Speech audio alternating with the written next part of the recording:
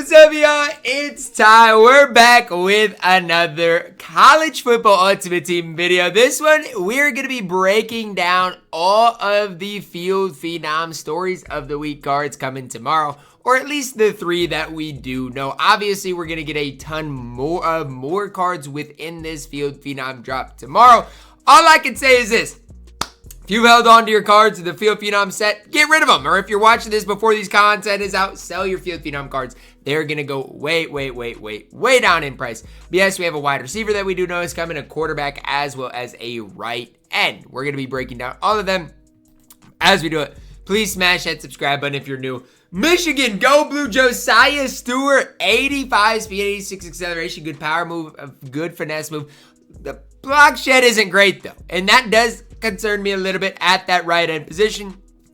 I do wish the block shed was just that slightly higher, but I mean, Josiah Stewart is going to be really solid in the game. I just don't know. As far as an 89 overall, I feel like he is going to be pretty expensive, and honestly, I don't think he's going to be worth the price. Again, I'm more worried about the block shed probably than anything else. The 81 block shed isn't great. Good speed on the card. I just think he is going to just be that slightly overpriced. I don't hate this card. I don't think he's horrible, but that's just kind of my approach to things. Is he's a balanced guy. He's going to get after the quarterback actually really well. Good speed, good acceleration, good power move, good finesse move. But even compare him to like a Will Anderson, I think Will Anderson probably is the slightly better option. I could be wrong. That's where I'm at with Josiah Stewart. And overall, I like the Field Phenom set. I feel like we've got a lot of solid budget options. I feel like some of the, best guys are really solid as well. So I do like it. It's just the problem with Josiah Stewart is he's not going to be a budget option. He is going to be pretty expensive, and I just don't think he's going to be worth the price. Then we see Alonza Barnett III, improviser, comes with 85 speed, good throw, great throw power, great throw under pressure. But he's got a 69 passing accuracy.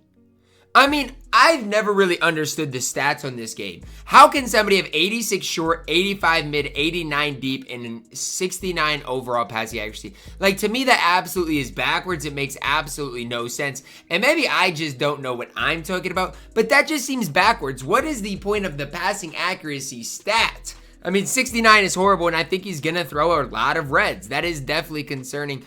I feel like with this card, you're just going to have to use him to see how impactful that truly is. I think the only other card that we have that has, we have some other low passing accuracy cards, but this is pretty crazy. Like 69 is really low and definitely is concerning.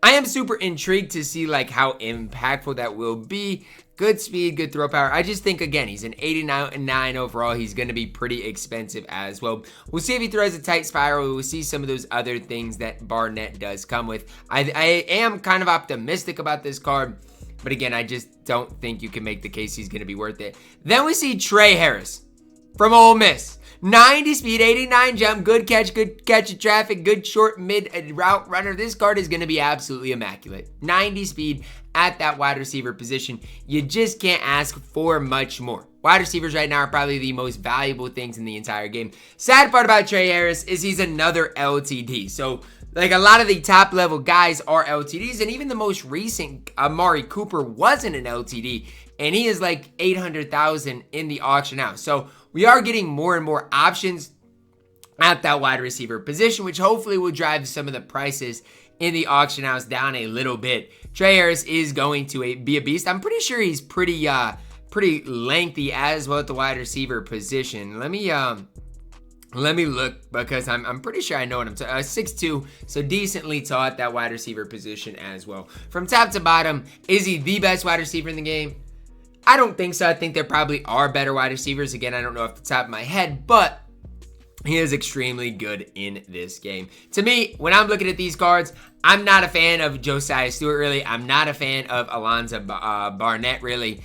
I am a fan of Tre Harris, but again, he's an LTD. I'm going to be super eager to see what other cards are going to come out in this Field Phenom set come tomorrow, because with Tre Harris, he's obviously really good, and the other 89s, I'm just not the biggest fan of. So that to me is what I'm worried about. And I'm an Iowa fan, so I know Caleb Johnson wasn't initially in the game because they didn't have his rights or whatever, but I mean, he's put up some huge numbers, and we still don't have any Caleb Johnson cards. I'm just throwing that out there for EA, like, hello, we need a Caleb Johnson in College Football Ultimate Team sooner rather than later, so I can use an Iowa running back, you know, one of the best running backs in the in college football right now. So that's where I'm at with the drop. Remember, the market overall will go down. So like a Starks tomorrow is going to be a great pickup. Cam Ward tomorrow is going to be a great pickup. There are a lot of other guys that I'm personally excited about. I think Darian Porter also is a corner that you guys should look at picking up tomorrow. So again, as far as these three cards, pretty rough 89s. In my opinion, I'm just not the biggest fan of them. I do like Tre Harris, but he is going to be insanely expensive.